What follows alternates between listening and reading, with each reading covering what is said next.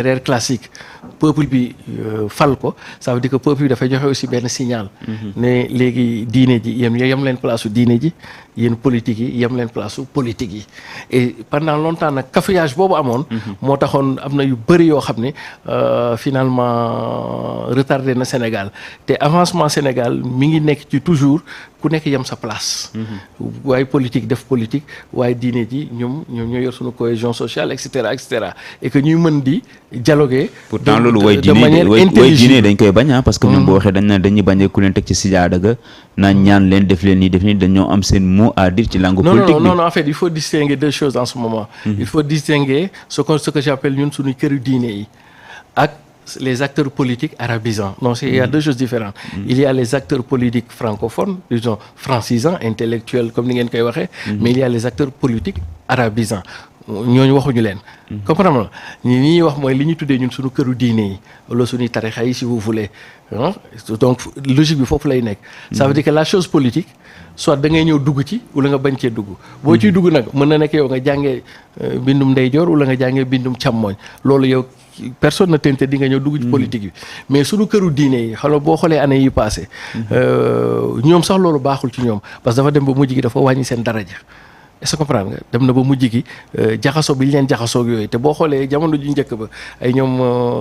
sëñ Fallou bi ñu fi nekkee ay ñoom Baylaat bi ñu fi nekkee ba ñoom Abdou Aziz Sy Dabakh donc ñoom ay régulateurs sociaux nañ doon gën a doon ñoom daanuñu nekk acteur mais jamono yi passé depuis Ablaye Wade ba Macky Sall ñi waroon a nekk des juges dañ leen a mujj en faire des acteurs politiques et ça c'est extrêmement dangereux pour notre équilibre fragile parce que le Sénégal est encore dans des équilibres fragiles et donc ñoom dañ leen a dugal ci loo xam ne ñoom waruñ ci woon taqee comme ni Tapha Tine di wax taqee répp parce que ñoom dañu war a jël de l'altitude et de l'apesanteur pour ëllëg su les acteurs politiques amee ou bien dëkk bi am fu mu toll ñoom parce que du rek acteurs politiques mën na les forces vives ay syndicats ay gouvernement état secteur privé ñoom ñu mën a ñëw ci béeg yooyu et donc da ngay gis ni les dernières années sous le régime de Ablaye Wade la commencé d'abord Macky Sall ñëw gën ko tollante la politisation disons de nos confréries disons le comme ça de nos foyers religieux a été tellement que loolu baaxul ci sunu notion de vivre ensemble et que donc man su président Diomaye waxee foofu laa koy comprendre et que léegi par exemple ñoom dañu leen a soxla sunu kilifa yooyu dañu leen a soxla parce qu'on est encore dans des ruptures des équilibres extrêmement fragiles et que léegi nag mu des langum politique bi moom ku mu neex nga ñëw dugg ci ki jàng espagnol ak ki jàng anglais ki jàng latin ak français donc c'est ouvert à tout mais suñu kilifa yi nag ñooñu dañ leen war a préserver de affaires yu demee nii parce que en dernier ressort ñoom bokk nañ ci équilibre yoo xam ne ñoom ñooy mën a jagal Sénégal c'est important ñu avancer ci waxtaan bi dugg ci beneen ponk Bassirou Diomaye Faye démb gagné na élection présidentielle yi ak su fekkente ne tendance moo confirmé 57% ci ñi nga xamante ne ñoo voté alors mu doon loo xamante ne bett na ñenn ñi bettu leen parce que jàll na premier tour bon yow d'abord ndax doon na surprise ci yow de deux ban analyse nga ñuy defal ci score boobu mu am waaye tamit ni mu raaflee ñëpp dóor ku nekk sa bureau de vote gagné score soviétique Touba Ziguinchor Dakar gi gox yu bëri su may lim gox yi du ma fi jóge ban lecture nga ñu ciy defal waaw man bettu ma bettu la score bi et d'ailleurs autant que je m'en rappelle je pense avoir dit une fois à Mohamed Diallo de Seneweb dans banc public ou bien et je l'ai même répété avec Ousmane Cissé de Sans Limite ne woon naa ko élection yi bu ñu demee le mouvement révolutionnaire va avoir entre 50 et 60% quand Amadou Ba va avoir entre 30 et 40% effectivement et que noonu la fa demee quoi on est dans ces fourchettes là mais affaire booy jàngat score ay élections yi ni mu demee nii bëri na ay paramètres yoo ko mën a jàngale yoo ko mën a jàngatee mais d'abord pour man mën naa ko jàngale ba ñaari paramètres benn paramètre bi c'est même si c'est pas mon domaine je fais une petite incursion affaire de mystique là en fait bi ci des nag affaire de profane la ma affaire de politique quoi de science politique mais je vais commencer rek benn brossement ci affaire de l'aspect mystique l'aspect mystique xam nga su fekkee da nga koy analyser sur parce que nous tous on est des croyants définitivement gis nga soo ko dee jàngat ci l'aspect mystique tu peux pas ne pas faire la liaison entre ce qui s'est passé avec Ousmane Sonko en fait. jàpp naa ni président Macky Sall et c'est dommage bu demee ba à la fin ci lay doog a comprendre lu bari et puis peut-être que c'était déjà trop tard gis nga histoire Ousmane Sonko dont je rappelle est la figure de proue du mouvement révolutionnaire le mouvement national révolutionnaire sénégalais dafa am ñetti histoire prophète yu daje ci kenn muy Ousmane Sonko. Ousmane Sonko li fi jot a xew nii dafa dajale ñetti histoire prophète ci benn jëmm moo tax ma ne la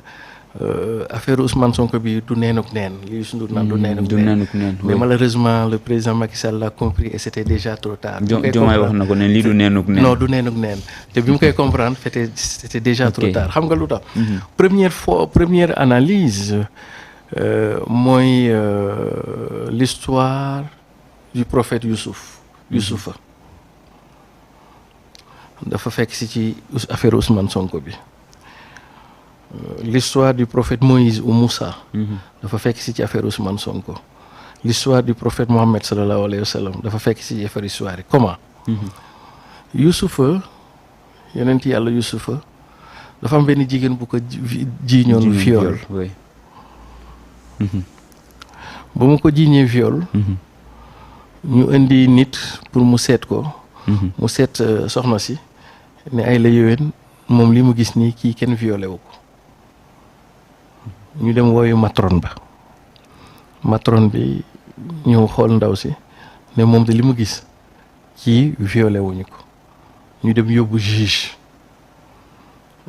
ba xool ne d'après liñ fi wax yëpp kii violé woo ko boo ko dee def similitude ak Ousmane Sonko procès contre Adji Sarr dañu dem yóbbu nañ fépp d'abord ci gynécologue bi yaa ngi fàttaliku mu ni non témoin ba mooy femme boobu nu mu tudd sax Ndeye Khady mu ni y avait pas eu de viol bu ñu demee le juge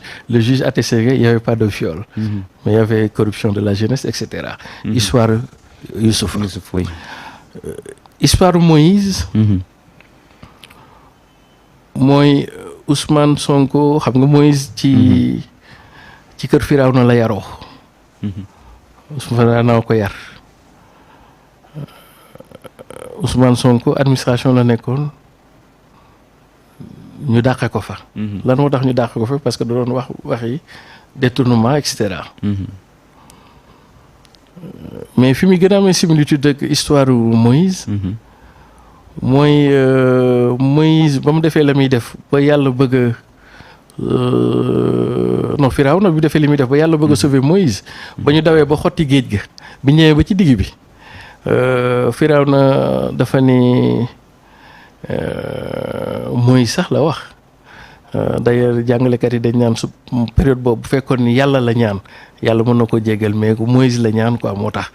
mais dafa demoon ba bi mu xamee ni lépp jeex na mu ni Moïse na ko Moïse baal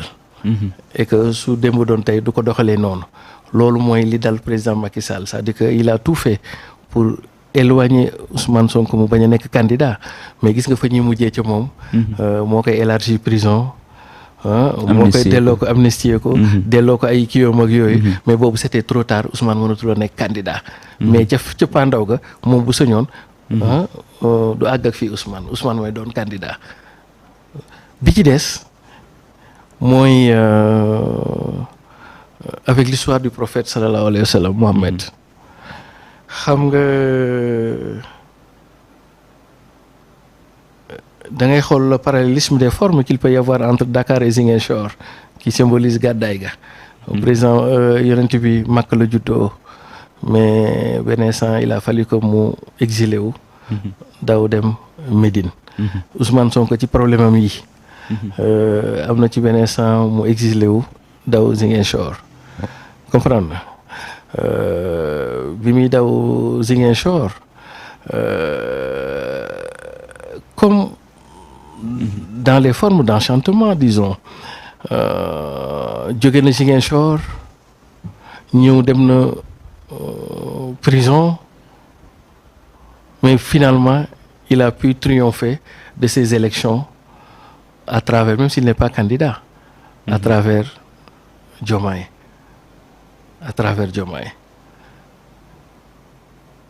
Jóge na prison